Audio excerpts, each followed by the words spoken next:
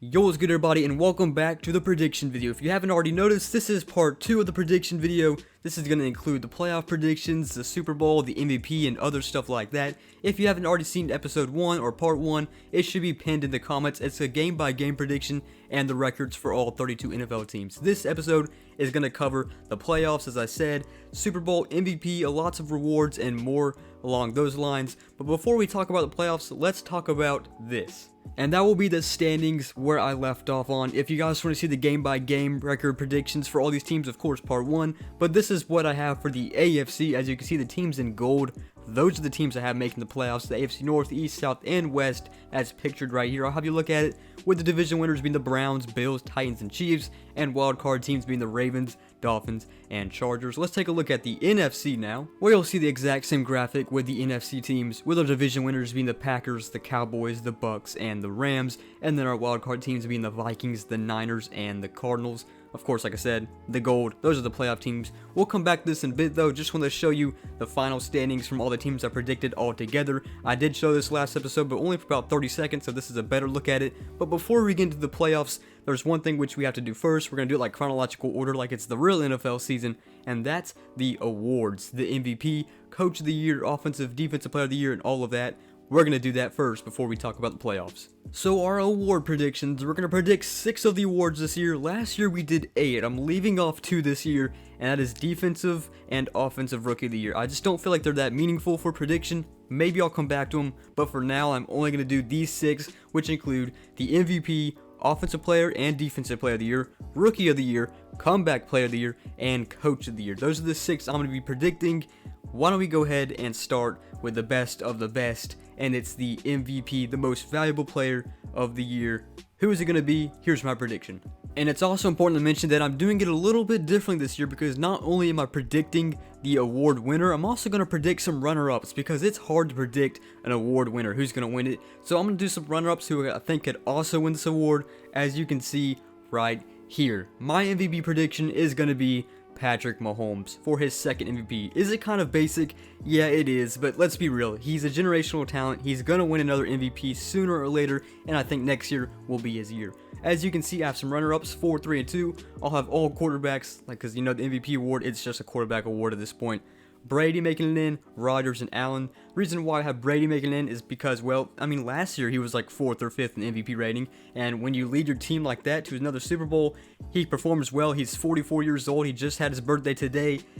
You know, it's point proven that he can be in the MVP race still. So I'll put him at 4. Rodgers, it's the defending MVP champion, or defending MVP. It just makes sense to put him up here. You know, he's still good. He's still going to play to that level, and he wants Super Bowl ring this year. So I'll put him at 3, just short of MVP again. And then I'll have Josh Allen, who I think is getting better every single year. I think he'll be the runner-up or the MVP this year. It's going to be a close call. And he's just progressing each year. He's gotten better so much at throwing, better throw power, better on the run, better running quarterback. He's done everything better these last few years. He's been progressing, and I only see the sky's the limit for Josh Allen. So those are my MVP predictions, with Patrick Mahomes taking it, and those are my 3 runner-ups down below. And let's go over to the OPOY, the Offensive Player of the Year award. Who do I have winning that? I'm going to have Davante Adams from the Green Bay Packers winning this award, but more on that in a bit. Let's talk about my runner-ups. I have Justin Herbert, Derrick Henry, and Alvin Kamara. Now, Justin Herbert is a dark horse candidate for MVP. I don't want to be bold and say that quite yet, because we don't know. I mean, he could just be like Patrick Mahomes, who just starts, coming out flames of fire in the second season and wins MVP. That's unlikely, but it's possible. He is good. He has enough talent to, but because of that, I'm just going to sneak him into the Offensive Player of the Year section and not MVP section, although he very well can make it to the MVP section and get in that race. I don't know yet though, so I'll just put him in the Offensive Player of the Year awards. At number 3, I'm going to have the reigning OPOY, that's Derrick Henry. It's just hard to win an award twice, especially in this league. I think he'll still be in the talks, but I think he'll be a little bit short, so I'll put him at 3. Number 2, Alvin Kamara. He's going to have to do the most for the New Orleans Saints. He's probably going to get a lot of carries and a lot of check down passes this year, especially with a quarterback play now. So I expect Alvin Kamara to be up there as well, and I'll have him at runner-up. And number 1, I have Davante Adams. Davante Adams, who didn't even play the full season last year, and he led the league in touchdown passes, had lots of yards. Look, if he stays healthy, like every single game healthy, He can break his touchdown record. He can possibly break a league touchdown record, which is going to be kind of hard. Even though there's 17 games now, it's going to be hard to break Randy Moss at 24 or 23. I don't remember. It's either Jerry Rice or Randy Moss, but it's like 23 or something. Last year, he got 18, and he missed like 3 games. So if you say he gets 18 again, he played those 3 games, and he plays this extra game, that's at least 20. So he could get 20 touchdown receptions this year. And with Aaron Rodgers back, Devontae Adams, the best receiver off the line, possibly the best moves off the line, I have winning the Offensive Player of the Year. And let's go to the other side of the field now for the Defensive Player of the Year. Who do I have winning that? I'm going to have Myles Garrett from the Cleveland Browns. But let's talk about our runner-ups first. I have Jalen Ramsey. Now, cornerback putting in here is kind of a hard choice because, cornerbacks, it's all about how many picks they get usually. But, Jalen Ramsey is more about how many interceptions he gets on the field. He can, of course, make plays. He can get tackles. He can break up some coverages. He can break up passes. And, of course, he'll probably style some picks in there as well. So I have him at 4 in the Defensive Player of the Year. Number 3 is a dark horse. It's Levante David. Look, he is kind of old now, but last year he did have a fumble recovery. He did have a fumble scoop and score. He probably had picks, luckily, but it just happens for linebackers. He's going to get a lot of stats. He's going to get all these stats, and they're going to start piling up, and people are going to start recognizing his name for what he does. He's going to dive in the ball. He's going to break some tackles. He's going to punch the ball loose. He's going to do it all for the Bucs defense, leading it to another really big win season and possibly winning Defensive Player of the Year as well. I'm at number 3 behind these 2 freaks of nature. Of course, number 2 being Aaron Donald. Like I said, back-to-back awards, winning both of them back-to-back. It's just kind of hard, so Aaron Donald will have him at 2. He can very well win Defensive Player of the Year award again, but remember, he is double-teamed every play, such as every defensive end in this league at, at this point now, J.J. Watt, all of them. And it just makes sense to put him at 2 because it's hard to win an award back-to-back. Still most likely can, though. And number 1, I'm going to have Myles Garrett. Same thing as Aaron Donald. He's just the same kind of beast off the line, and he can do it very well again. And for Myles Garrett, I'm guessing he'll probably lead the leagues in sacks this year if it's not Aaron Donald, any of them. But Myles Garrett, I'll have him winning Defensive Player of the Year this year for the Cleveland Browns' new defense. Alright, let's talk about the freshmen of the league, or the rookies. Who do I have winning Rookie of the Year? It's got to be Kyle Pitts for the Atlanta Falcons from the Florida Gators. More about him in a second, though. Let's talk about my 4, 3, and 2, my runner-ups. At 4, I'm going to have the only defensive player on this Rookie of the Year selection. It's Micah Parsons. He's the best linebacker in this draft. He's playing for the Cowboys, a good system. I just think he's pretty good. I mean, just looking at him, looking from his college stats and all that stuff. Micah Parsons, the best linebacker, possibly the best defensive rookie, and might win Defensive Rookie of the Year as well. I don't know, though. I think he's the best defensive player in this draft, like I said, and I'll have him at number 4 in the Rookie of the Year selection. Number 3, I have to have him here somewhere, Jamar Chase. He is just a natural talent, 1 out of a million, really good receiver, and he plays with this good chemistry now because he has his old quarterback from college. I expect Jamar Chase to be pretty good. I have high hopes for this dude, and I think he might find his way to top 3 of the Rookie of the Year prediction. Number 2, you got to throw a quarterback in there somewhere. There's always going to be a Rookie of the Year quarterback, or, a Rookie of the Year contending quarterback. It's got to be Trevor Lawrence. Once again, a generational talent, 1 in a million. Jaguars, new system, has a lot of weapons. Trevor Lawrence should sneak his way around the Rookie of the Year talks, and I'll have him at number 2 behind Kyle Pitts at number 1. Why do I have Kyle Pitts winning it? Well, Kyle Pitts, who's supposed to be playing like a tight end, will be playing like a wide receiver his entire career. He's that good. I don't even see him as a tight end. He's a wide receiver at this point, and he's going to be one of the best wide receivers on the field at all times going into the future. He has a great wingspan. He's huge. He's made of muscle. He can go down. He can get some really big catches down the field.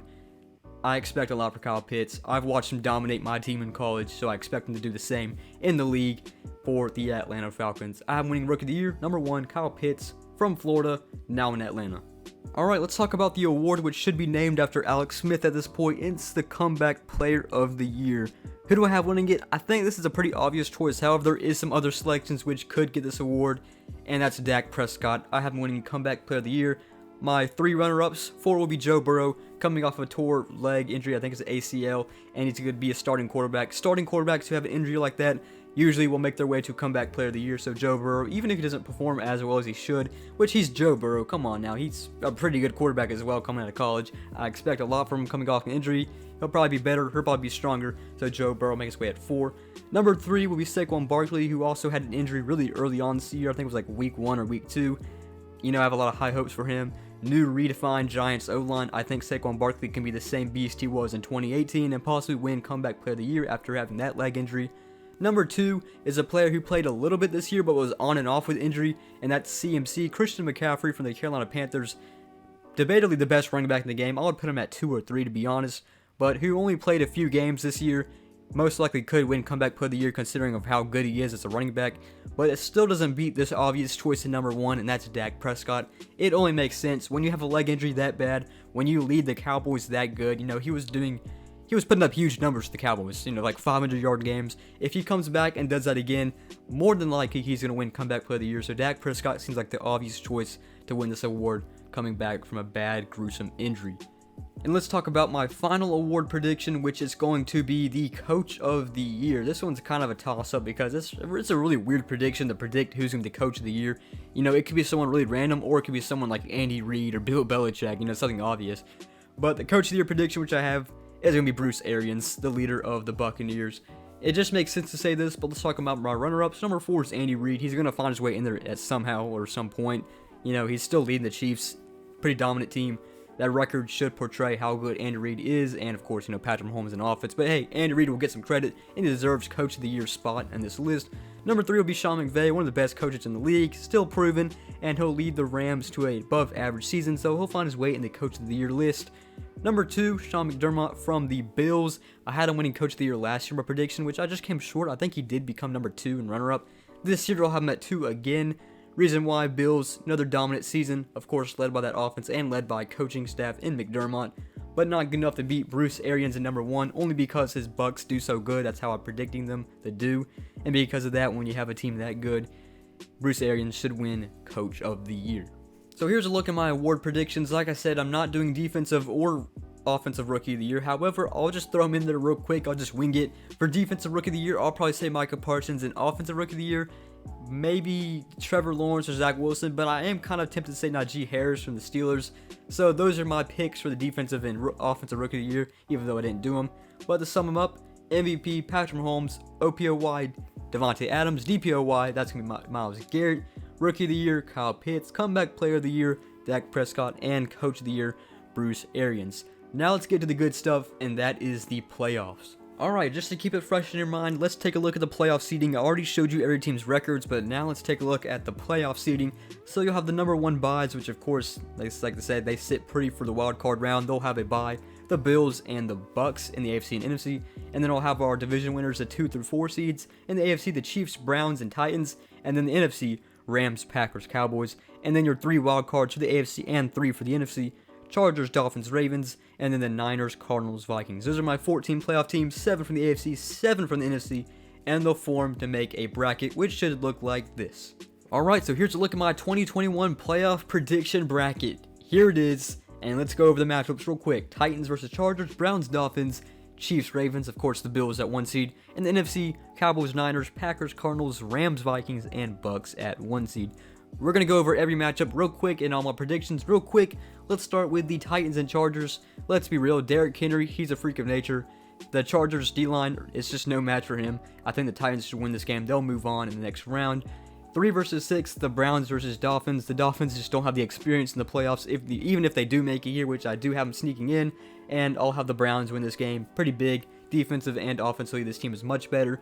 Chiefs versus Ravens. This is going to be a hard game for Lamar Jackson, even though I think the Ravens have a chance to make a playoff run this year, and it could possibly make it to the AFC Championship or the Super Bowl. I think if they play the Chiefs first round, which is the way I have it predicting, then the Chiefs should obviously win, considering they're much more of an offensive firepower compared to Lamar Jackson and the Ravens. So, 3 teams that are moving on: the Titans, Browns, and Chiefs, and that will give us the matchups of the Bills versus Titans and the Browns versus Chiefs. Let's go to the NFC now. We'll start with the old-timey 1990s matchup with the Cowboys and the Niners. I think, Dak Prescott coming back from injury, he has a lot on his shoulders, and I think the Niners defense will be able to stop him. So I have him getting back in this game right here, getting past the Cowboys on the road. Niners will move on.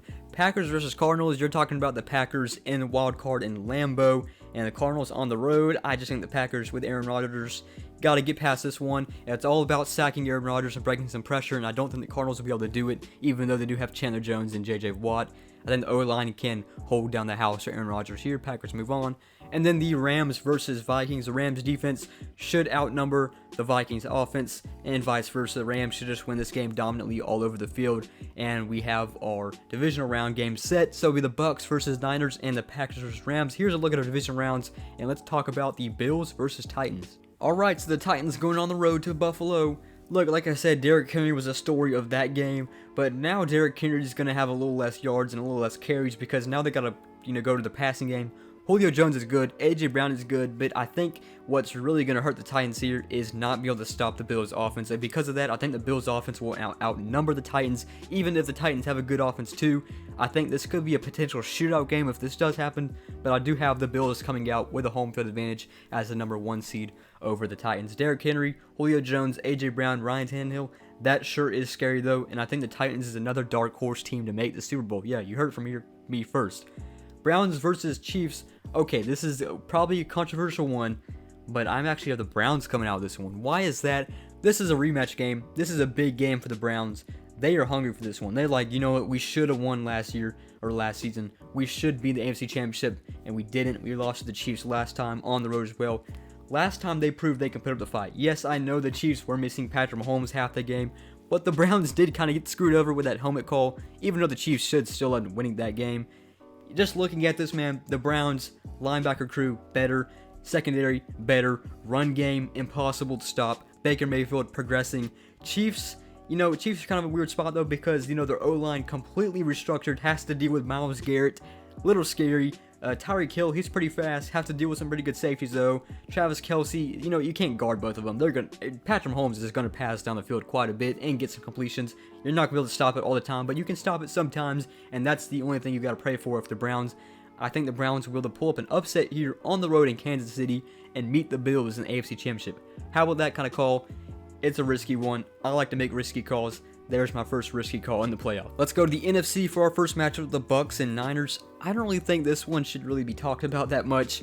I think the Bucks should take out a win here. The Niners defense is good, but the best thing to say is that there was good. I don't think the defense is lined up to stop the Bucks offense quite yet. It's just no match. And Niners, we don't even know how their offense is going to look yet. I mean, yeah, they do have young and fast receivers and running backs, but quarterback-wise, we don't even know the situation quite yet. I think when you're in that spot and making the playoffs and you just still have some trouble on determining who should be your starter, it just looks like the better team should win this game. Underdog, no story. Number 1 Bucks win at home and move on to the NFC Championship. Let's talk about this next game, which is Packers and Rams. It's a rematch of the last divisional year, which the Packers versus the Rams. It was at Lambeau. This time it's at SoFi in LA. I still have the Packers winning this game.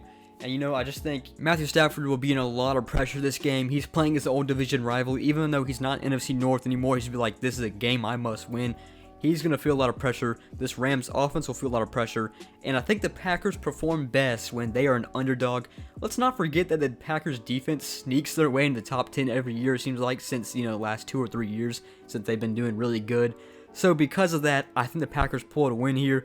They'll be able to get into the Rams' heads. They won't be able to perform good in offense. The defense, it could be a scary game for both teams in offense for the way defenses perform in this game.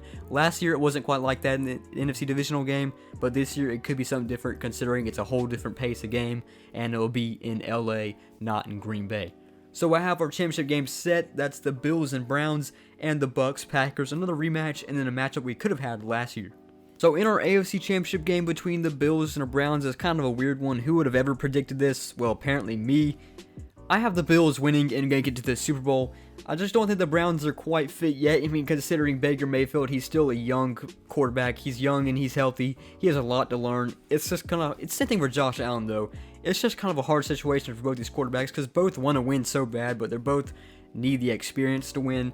I think both could come out the Super Bowl this year in the AFC. But I just see the Bills more likely considering of how young and developing this team is compared to the Browns. Even though the Browns is young and is fast and is good, the Bills, I think, will outweigh them with the home field advantage. Josh Allen, Stephon Diggs, just that team offense is really good. I think they'll most likely be able to stop the run game, or they won't be able to stop it. You can't stop the Browns' run game. They'll be able to kind of compress it a little bit, and I think that'll be the difference. Bills make it a Super Bowl. How about the NFC, however? It's another rematch of the Green Bay Packers, and this is kind of what the Packers want. You know, they feel like they're lining up this year to have one goal, and that's to beat the Bucs. You know, they have to get the revenge, and they have to get them past to the Super Bowl either way. And again, this time on the road. Packers are underdogs. Let's keep that in mind. Aaron Rodgers and the Packers do better when they are in doubt. It's just a proven fact. It's happened the last few years. I feel like when the Packers are sitting pretty, they're the number 1 seed, that's when they lose. But when the Packers, when they start the season all bad and, they get all these mixed emotions, like, Aaron Rodgers is not being here, that's when they start doing good. That's what I see out of the Packers this year. I think Aaron Rodgers on the road, this Green Bay offense can beat the Tampa Bay Buccaneers on the road, like I said, and make it a Super Bowl this year. I see it happening.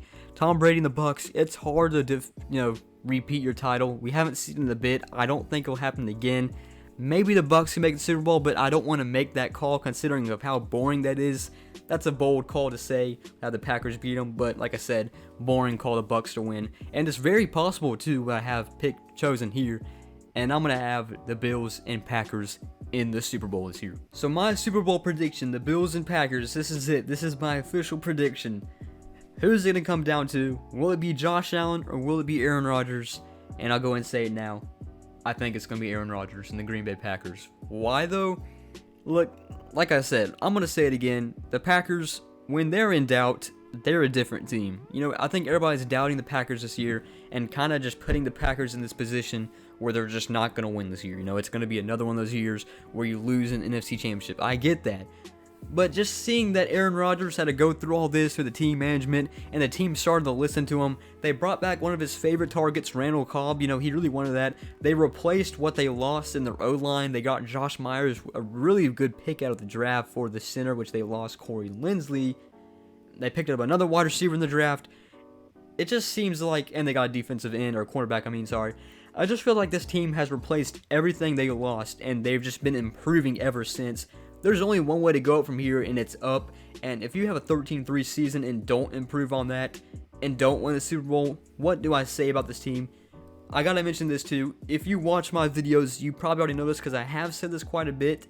If you don't, I do have to mention that yes, I am a Packers fan. Is it kind of late to say that? Maybe. But I hope you understand my reasoning. This isn't me being a biased call. It's not really a biased call. It's a pretty fair point. Do I see any other team win the Super Bowl this year and the ones I have chosen? Yes, it's 100% possible. But I think all the evidence and all the reasons I have for the Packers to win the Super Bowl this year actually make sense. And I'm just lining it up for the Packers to win this Super Bowl. With that being said, Packers is my prediction to win the 2020 Super Bowl. Super Bowl MVP more than likely will be Aaron Rodgers. So that concludes my prediction video, both of them. Thank you guys for watching my prediction series this year. NFL season is about a month away now, more like 40 days. Go ahead, comment your stuff down below. I know you guys are going to be mad. Some of you guys are going to like my calls. A lot of you probably won't. I'll be reading your comments. I'll be responding to some of them. Say what you got to say. I'll be reading them. Thank you guys for watching my prediction videos part 1 and part 2. And I'll see you guys later.